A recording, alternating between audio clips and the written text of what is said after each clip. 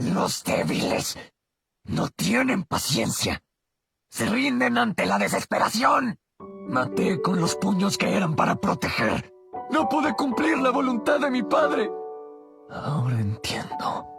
A quien debo matar es...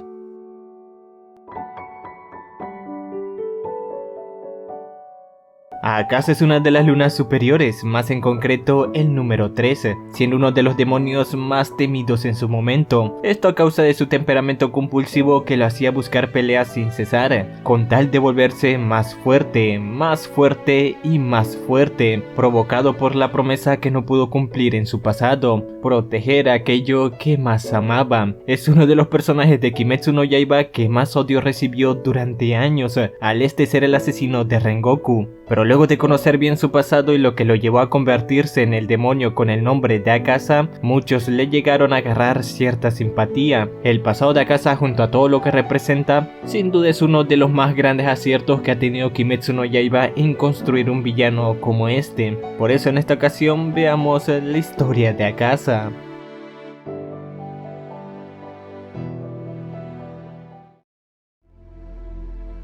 Hakuji era un niño en la antigua Japón, conocido más por ser el niño demonio, esto debido por nacer con una característica física muy arraigada a las creencias de un mal augurio, todo por sus colmillos que tuvo de bebé. Desde el inicio nadie lo quería, esto combinado a su situación económica lo obligaron a cometer varios delitos, como robar, todo por la única persona que le interesaba, su padre. El padre de Hakuji no pudo darle la educación necesaria ni la vida que pensaba que se merecía, debido a que su salud era cada vez peor, por eso siempre se disculpaba con él. Luego de que se enterara cómo es que Hakuji obtenía todo el dinero para sus tratamientos y medicinas, se quitó la vida, porque no quería ser más una carga y mucho menos que su hijo cometiera tales delitos solo por él. Hakuji, vive una vida honesta. Puedes empezar otra vez. Hakuji en ese entonces buscaba ser más fuerte para escapar de aquellos que les robaba, fuerte para aguantar cualquier castigo, fuerte para enfrentarse a sus víctimas, fuerte para poder seguir ayudando a su padre. Pese a los delitos que pudo cometer, lo más importante siempre fue su padre, por eso cuando murió, despreciaría a todos, mencionando que porque ellos no se mueren, porque su padre que no le hizo daño a nadie y fue alguien amable tuvo ese final. Con toda la rabia que tenía y con la única cosa que lo motivaba fuera de su alcance, lograría vencer a todos esos hombres, pero sin pensarlo conocería a la persona que cambiaría su vida. Venciste a esos hombres y solamente usaste tu cuerpo. Veo que eres un niño muy especial. Seguramente toda esa gente rica que robaba a Hakuji mandaron a Keizo para acabar con él, ya que una de las primeras cosas que le dice es que lo mandaron para ayudar a un niño en esta calle, refiriéndose a Hakuji, algo dudoso ya que ¿quién querría salvar a ese niño que es considerado un demonio? De hecho Keizo se da cuenta de las marcas en sus brazos, que simbolizan todas las fechorías que cometió, por eso como primera acción lo quiere reformar. Hakuji, que solo estaba enojado, lo atacaría sin siquiera pensar un poco. Obviamente Keizo terminaría dándole una paliza, haciendo que Hakuji se desmayara. Keizo reconoció la fuerza de Hakuji, asombrándose que un niño pudiera hacer algo como eso. Lo llevaría a su dojo, platicándole que está vacío y que él es su primer estudiante. Su trabajo consiste en hacer reparaciones de lo que sea, así es como se gana la vida. Pero sin duda lo más importante para él es su hija Koyuki, quien antes la cuidaba a su esposa, pero ella terminó muriendo, ahogándose en un río por todo el dolor que le causaba ver a su hija enferma. Por eso él no tiene esa capacidad de cuidarla. Soy un fracaso, le diría Hakuji. Son estas palabras lo que nos dan a entender por qué confía tanto en ese niño, y por qué no nos debe parecer tan extraño que lo deja a cargo de su hija pese a ser un criminal. Básicamente es un paralelismo de lo que vivió Hakuji con su padre. El hecho de que Keizo le cuente todo esto se puede deber a que sabe su historia, por eso busca esa empatía con él y le da esa confianza de que cuide de su hija. Sí, estoy muy seguro. Acabo de reformar a ese criminal hace poco.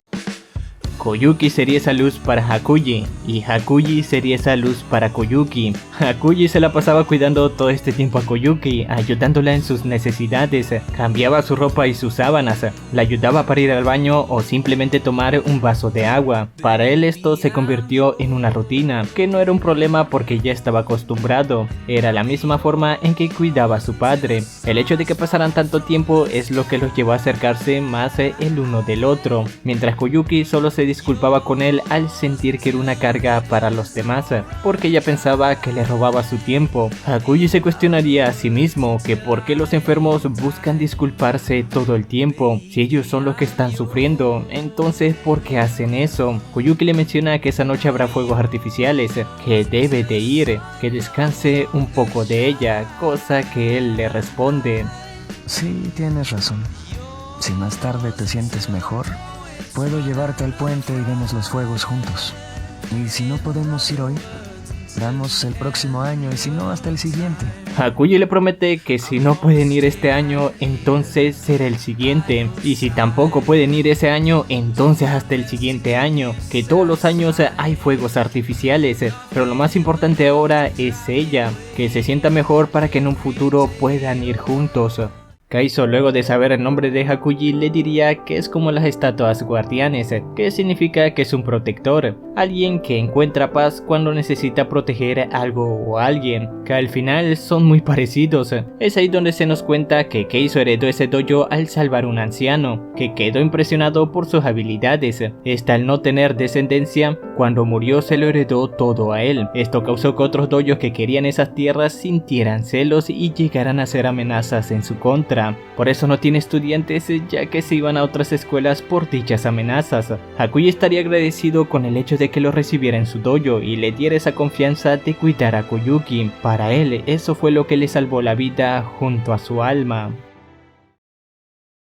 Pasarían 3 años luego de esto. Hakuji cumpliría los 18 y Koyuki los 16. Ella ya iba mejorando, podía hacer varias cosas por ella misma, algo que pondría felices a los dos. Sus vidas estaban cambiando para bien, por eso luego de todo este tiempo, Keizo le daría la noticia a Hakuji, que puede encargarse del dojo a partir de ahora y tiene la bendición de casarse con su hija. En su momento mis tatuajes me marcaron como un criminal. No imaginé que tendría un futuro. Hakuji no lo podía creer, sus tatuajes simbolizan que era un criminal, cómo alguien como él pudo cambiar su vida, pero sobre todo cómo es que alguien lo pudo amar por quien es. Nunca imaginó esto, es ahí donde las palabras de su padre cobrarían sentido. Todo lo que hizo durante estos años inconscientemente fue cambiar esa vida que llevaba, viviendo una vida honesta y empezando de nuevo. Este era el camino que Hakuji construyó durante estos años, el que su padre estaría orgulloso de ver y él muy feliz de seguir durante el resto de su vida. ¿Crees que soy alguien bueno, Koyuki? Koyuki le menciona a Hakuji que gracias a la promesa que le hizo de ver los fuegos artificiales sin importar los años que pasaran, es algo que le dio fortaleza para seguir adelante con su enfermedad. Su madre no veía esperanza que ella mejorara, por eso decidió quitarse la vida, y su padre luego de eso estaba perdiendo esa esperanza con ella, pero que con él fue diferente, que al prometer algo tan simple como ver los fuegos artificiales juntos, fue algo que le dio esperanza de volver a estar bien en un futuro, en unos años, porque para Hakuji ese futuro era posible. Hakuji, eres alguien muy bueno para mí.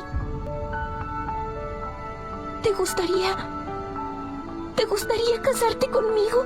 Hakuji aceptaría esa propuesta, mencionando: voy a ser el hombre más fuerte del mundo y prometo protegerte con mi vida. Lastimosamente esa promesa, a diferencia de los fuegos artificiales, fue algo que no pudo cumplir.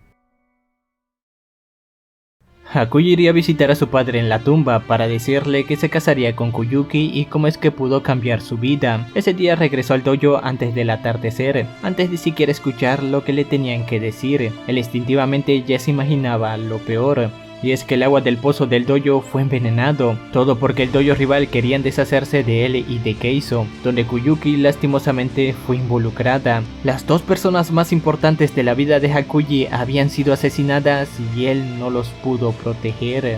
Hakuji masacraría a todos del dojo rival, sin dejar a ninguno con vida. Todo ese odio, todo ese dolor fue saciado con esa masacre. Caminando por el pueblo en aquella noche se encontraría con Muzan, quien lo obligaría a convertirse en un demonio. Hakuji, al no tener más motivos para seguir con esa vida, aceptaría el trato, perdiendo sus recuerdos, y lo único que lo motivaba ahora era hacerse más fuerte. Pero esto no era más que un producto de su propio pasado, de su propia debilidad, producto de la promesa que no pudo cumplir y el producto de haberse echado la culpa de todo lo que pasó. Ya no tenía ganas de vivir. No en un mundo en donde me robaron a mi familia. Pero pese a que perdió sus recuerdos, inconscientemente Hakuji, quien ahora pasaría a llamarse Akasa, siempre tuvo presente a Koyuki. Al no matar mujeres o hacer que su habilidad tuviera una forma idéntica a algo que la recordara a ella, aunque él no supiera quién es esa persona que una vez tanto amó. Akasa sería la tercera luna superior. Si más bien buscaba un puesto más alto, este nunca pudo llegar. Al ser alguien quien buscaba ser el más fuerte, masacró a todos sus rivales, a pueblos y cazadores por igual, sin siquiera encontrar a alguien que le hiciera frente, hasta ese momento.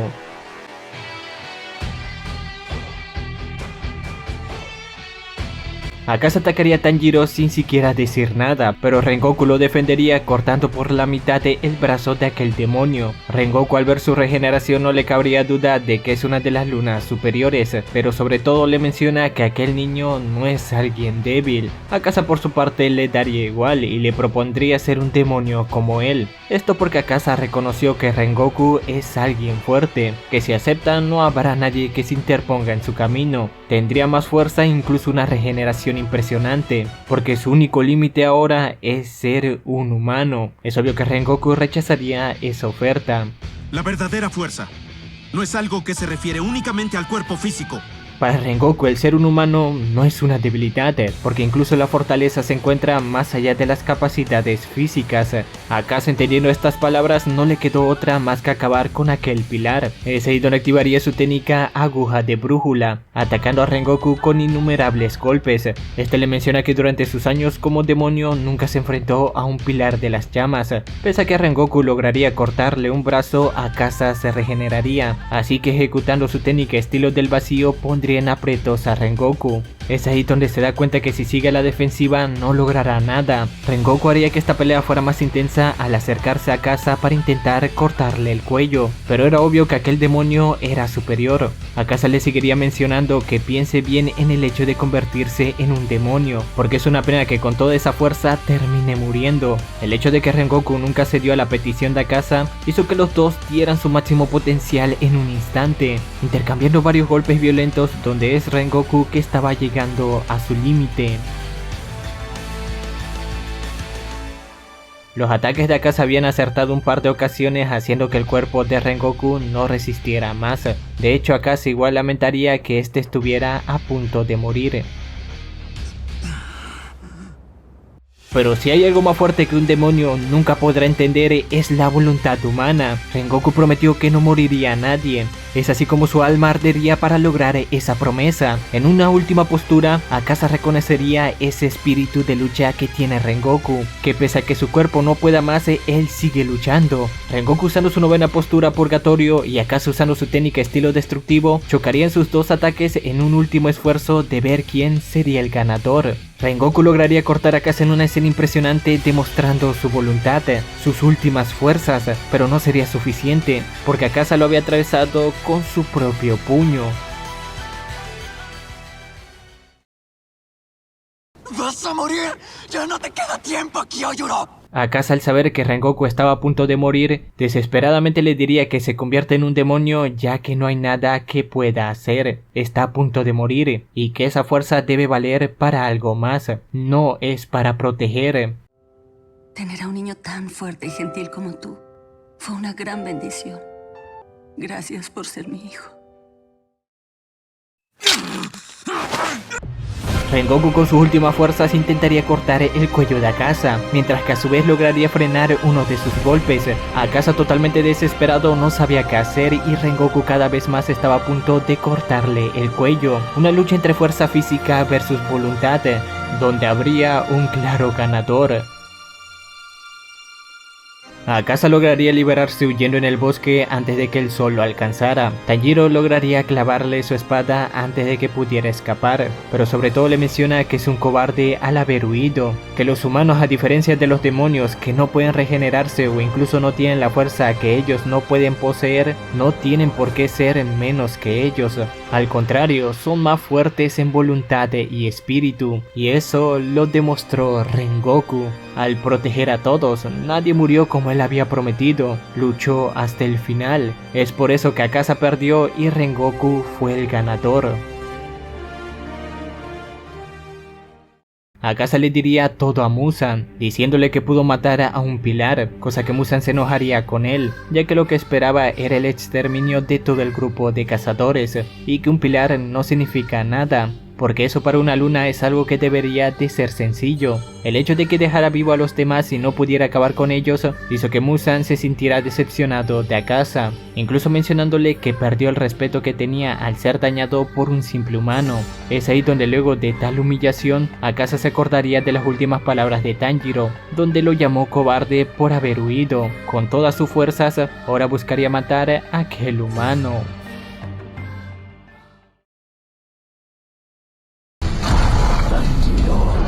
¡Llamado!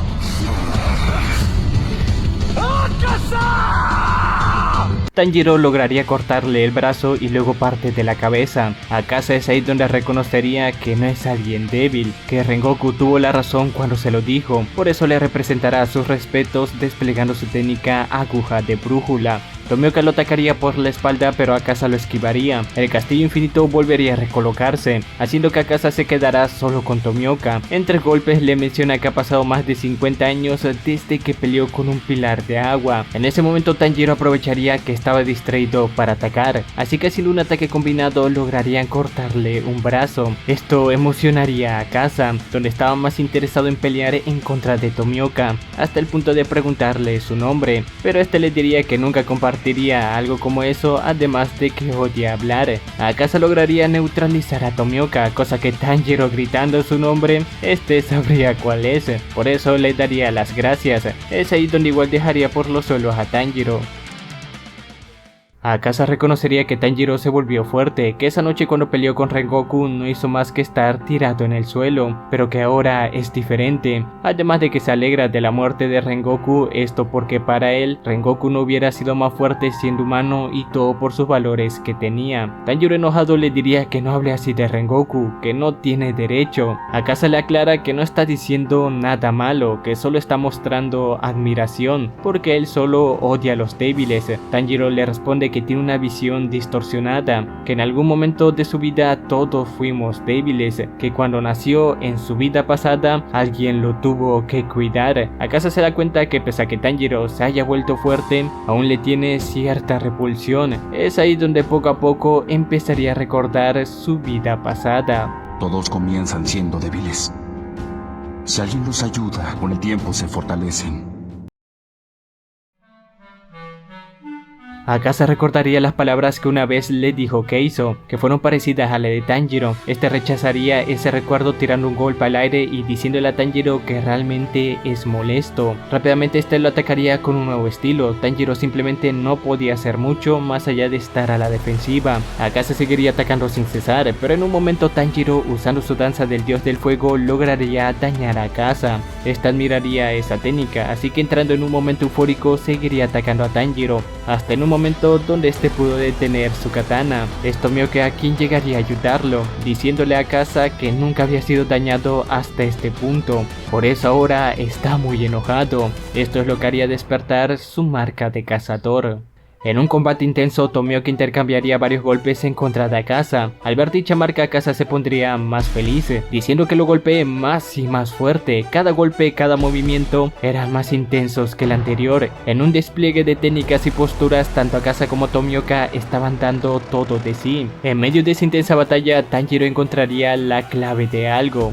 y es que Akaza en su pelea contra Rengoku mencionó que pudo ver su espíritu de lucha. Es ahí donde sacaría la conclusión de que Akaza puede ver ese espíritu al igual que él puede sentir a los demonios con su olfato. Tanjiro, al recordar varias cosas importantes de su pasado que hacen referencia a esto, llegaría a la conclusión que la técnica aguja de brújula de Akaza funciona como un localizador para ver dónde vienen todos los ataques de su enemigo, todo por el espíritu de lucha.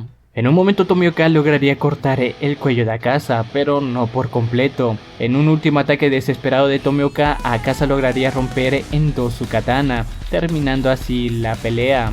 Akaza tardó en notar que Tanjiro le cortó su mano antes de que pudiera atravesar a Tomioka. Este desplegaría su técnica final al notar que algo cambió en Tanjiro, pero Tanjiro se había dado cuenta que había logrado entrar en un estado mental puro, el mundo transparente, uno donde Akaza nunca pudo llegar pese a sus esfuerzos. Akaza, completamente convencido que con ese ataque logró matar a Tanjiro, le ofrecería a Tomioka convertirse en demonio antes de que lo mate, pero no se daría cuenta de la presencia de Tanjiro. ¡Akaza! ¡En este momento te cortaré la cabeza! Si más bien Tanjiro la cagó al revelar que aún seguía con vida, esto pondría más en duda a Akaza. Desesperado, solo le quedó confiar en su técnica de brújula, pero al Tanjiro no tener un espíritu de lucha era imposible detectar cualquier movimiento. Akaza intentaría calmarse por sí mismo, pero Tanjiro ya le había cortado la cabeza. Akaza se negaría a lo que habían presenciado sus ojos, seguiría empeñado en luchar, pero sería inútil. Con la ayuda de Tomioka sería derrotado. Pues eso era lo que parecía en un principio. El cuerpo de Akaza aún tenía la voluntad de seguir luchando, intentando asesinar a Tanjiro de un solo golpe. Tenía esa voluntad de seguir, para comprender todo lo que había sucedido, a todo lo que no podía encontrar una respuesta. La lucha seguiría sin cesar, donde Tanjiro se desmayaría por el cansancio. Tomioka no entendía cómo podía seguir peleando sin siquiera tener cabeza. El intercambio de golpes fue tan intenso que Tomioka solo cayó arrodillado, pero pese a que su cuerpo no aguantaba más, le diría a Akaza que aún puede seguir. Por eso, si quiere matar a Tanjiro, primero tiene que acabar con él. Akaza, reconociendo la voluntad inquebrantable de Tomioka, volvería a tener un recuerdo de lo que alguna vez le dijo que hizo. Si más bien este estaba empeñado en luchar, en esos momentos una mujer desconocida lo tomaría de la mano, diciéndole entre lágrimas que se detenga, que ya fue suficiente. No me toques. Suelta mi mano. ¿Quién eres tú? Akaza le dice que no puede dejar de pelear, tiene que matar a esos humanos, tiene que volverse fuerte, más fuerte, porque si no lo hace, no podrá conseguir la medicina que tanto necesita su padre.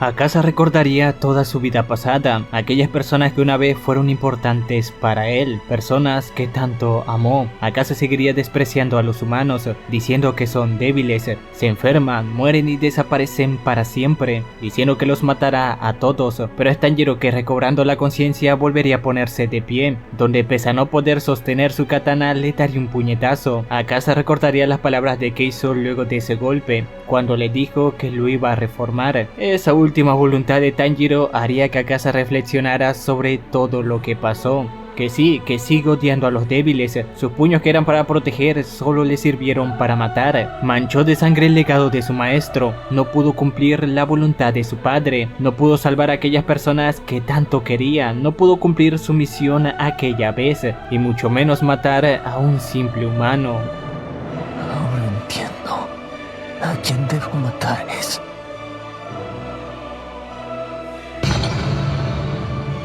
Akaza usaría su propia técnica en él, reconociendo que él fue el más débil. Pese a que dejó su cuerpo hecho trizas, este inconscientemente volvía a regenerarse, pero en sus pensamientos decía que la pelea terminó, que acepta la derrota, porque la técnica de Tanjiro fue algo espectacular, él perdió. Padre. En medio de estos pensamientos, Akaza lograría hablar con su padre, diciéndole que si ya no está sufriendo y que si ya está bien. Además que arrodillándose le pediría perdón por no poder cambiar su vida. Es Keizo quien le dice que no se preocupe, no importa en lo que se haya convertido, un hijo es un hijo, un aprendiz es un aprendiz, ni la muerte puede cambiar eso. No dijiste que querías ser el más fuerte del mundo. ¿En serio vas a desperdiciar tu vida así? Akasa. Pero la voluntad de Muzan que yacía en él aún estaba presente, manipulándolo con el hecho de que él solo debe ser más fuerte. Akasa recobraría esa voluntad, diciendo que eso es, siempre buscó eso, ser más y más fuerte, que la derrota que haya sufrido no importa, mientras que siga volviéndose más fuerte, no importa nada, los mataré a todos, diría Akasa. La única cosa que le importa ahora es proteger aquello que una vez tanto amó, aquella promesa que hizo. La voluntad de Muzan parecía que estaba siendo más fuerte que el amor que le tenía a Koyuki, y menciono su nombre porque es en esos momentos donde al fin pudo recordar quién era ella. Hola, Hakuji. Muchas gracias. Ya es suficiente.